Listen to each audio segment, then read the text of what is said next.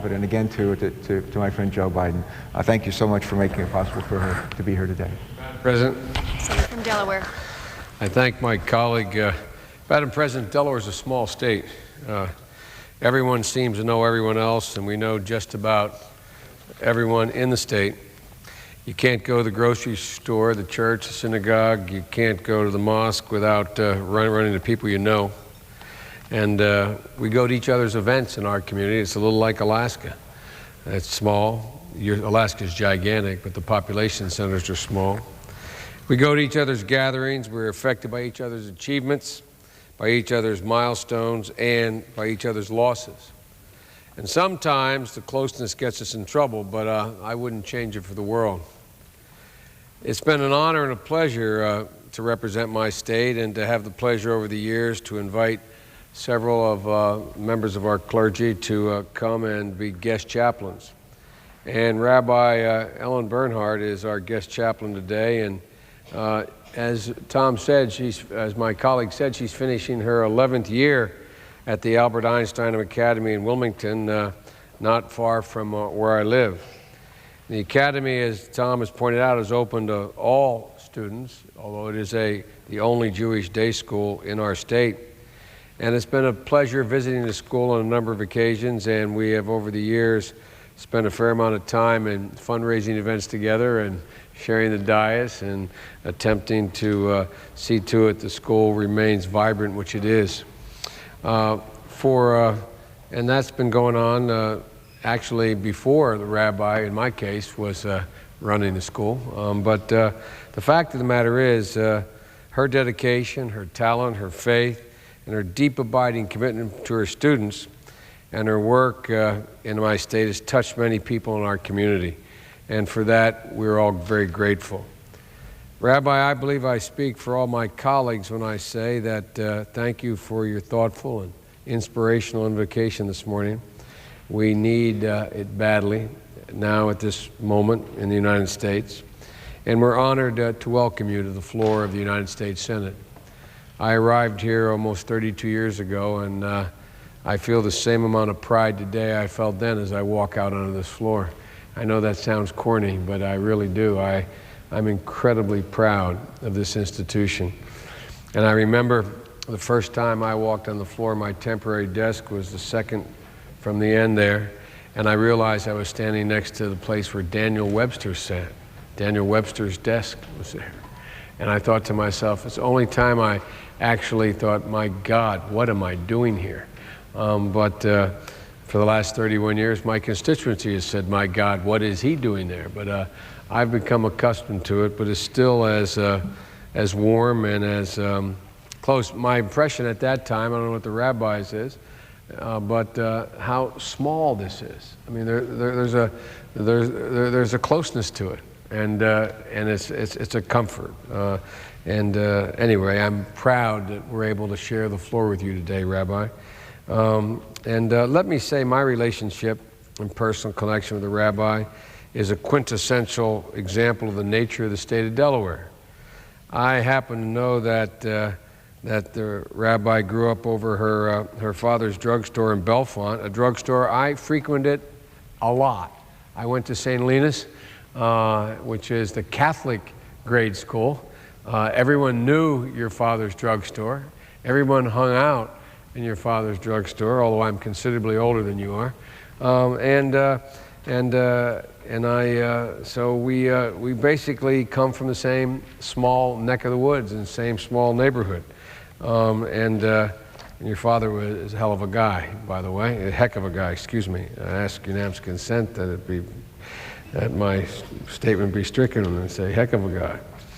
As a kid and a member of the congregation of Ades Kodesh, Ellen would study after school with Rabbi Gewirtz, and a man who I always affectionately referred to as literally my rabbi. Whenever he'd introduce me, which he did frequently, he became my first tutorials, literally, not figuratively. My first tutorials, because of my interest in theology and in, quite frankly, the Holocaust, were with Rabbi Gewirtz. And I remember speaking up at at a college in a rabbinical school in Philadelphia, and I was the speaker. And remember those big old thick shoes he used to wear? Those, those kind that laced up the side and squeaked when you walked on a linoleum floor. Well, I was in this. I was speaking in this room that was not very commodious for speaking. It was long and with low ceilings, and the podium was in the middle. Actually, it was a shoal, and he came late. He wanted to hear me speak, and as he opened the door, the congregation was seated, and the door smacked against a pew, and he came walking in, and as you know how he was, he walked right up to the front and sat down. And so it was kind of a tense moment. Everybody wondered, who's this guy walking in? This is Philadelphia. And I said, my rabbi has arrived. Afterwards, speaking to this all-Jewish congregation, there were a group of ladies my mom's age who were in a little atrium that connected the shoal to the university, to the school. And as I was walking out, they were arguing. And I could hear them saying, yes, he is. No, he isn't. Yes, he is. And one lady grabbed me by the coat as I walked by. She said, Senator, tell them you're Jewish. And it was a true story. And Rabbi Gewirtz was with me. I said, no, he is. I said, no. I said, in my heart. But I said, I'm a Catholic. She said, but you said you're a rabbi. You're a rabbi. And they said, well, he is my rabbi. Well, we had the same rabbi. And he had a similar influence on us, only much more profound on you, Helen, but no less significant on me. He was a great man. He was famous, as you know, better than I do, because you've heard more of them, for his passionate sermons from the pulpit, his love for Jewish education, his love for Israel, and the community that he served. He was truly a spiritual leader, and as Ellen will tell you, is the reason she decided to become a rabbi. We truly miss him, but his spirit is with you today. I know he's looking down right now, and he's proud as the devil, because he was also proud of this place. He was proud of this country.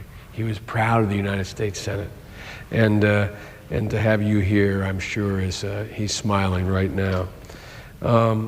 There's a lot of other things that I could and would like to say about Ellen. And as I said, we're very similar in the sense that we're truly products of our parents. And knowing her story, it's no surprise to me that Ellen was devoted to her Jewish education, her community service, and to the family. Her grandparents came to this country by way of Ellis Island. Her entire mother's side of the family chose to remain in Eastern Europe, were tragically killed in the Nazi Holocaust. Her extended family was conspicuously absent from her life, and as you could imagine, this had a profound effect on Rabbi Bernhardt and her family life priorities and values. Her father, Herman Gordon, was one of the many heroic members of the armed forces that chose to enlist in the Army Air Corps at the outset of World War II. Mr. Gordon served as a waist gunner in the Flying Fortress, the B-17 bomber. Based in England, his unit performed missions over France and Germany, clearing the way for our troops to land on the beaches of Normandy.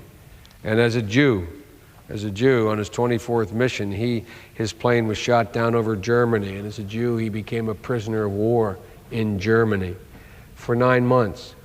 After 3 months of his imprisonment, his imprisonment was spent marching at gunpoint in the infamous Death March, a desperate move by the Nazis to relocate their POWs straight into the heart of Germany, out of the hands of the closing Allied forces, which I always thought was a metaphor for the insanity and the lust of Hitler and Nazi Germany.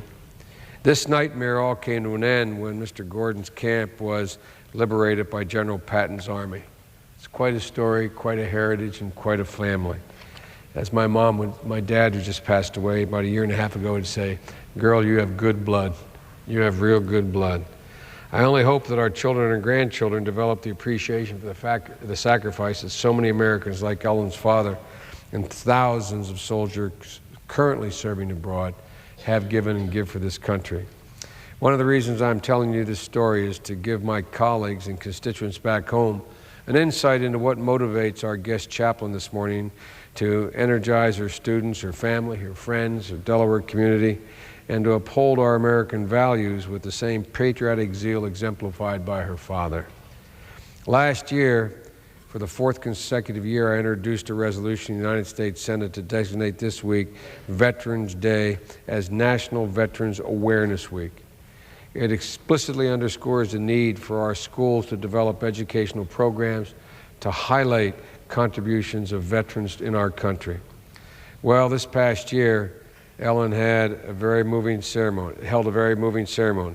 The school invited every friend, relative, or neighbor of a student that had served in our military to come and speak at a ceremony in front of the entire school and faculty about their experiences.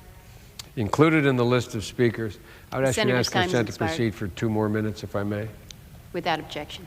Included in the list of speakers was the mother of Lieutenant Scott Travis, a Wilmington native, graduate of Brandywine High School in West Point, who is currently serving in Iraq.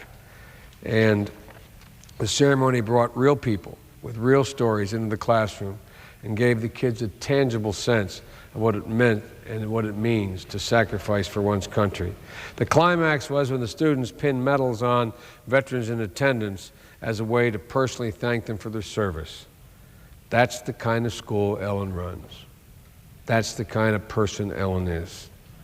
By the way, for the record, let me say that in my 31st year in the Senate, Rabbi Bernhardt is only the 5th guest chaplain I've invited from Delaware, following the footsteps of Father Jim Traynor of St. Patrick's Church, Rabbi Kenneth S. Cohen of Congregation Beth Shalom, and Father Robert Baldicelli of St. Anthony's Parish. So from where I sit, from my friends, you're in good company, and so are they. Rabbi, thank you for being here this morning. And by the way, you should be very proud of your son sitting behind me, who is a relatively new member of my staff, and he's already having an impact on the conduct of business around here. Again, I know I speak for all my colleagues when I welcome you and your family here today. Thank you for the sacrifices you have made for this country, and thank you for the values you're imprinting on the young women and men of my community.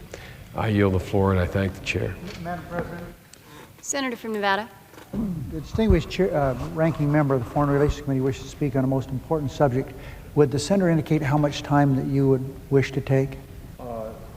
Madam President, I say to the senator,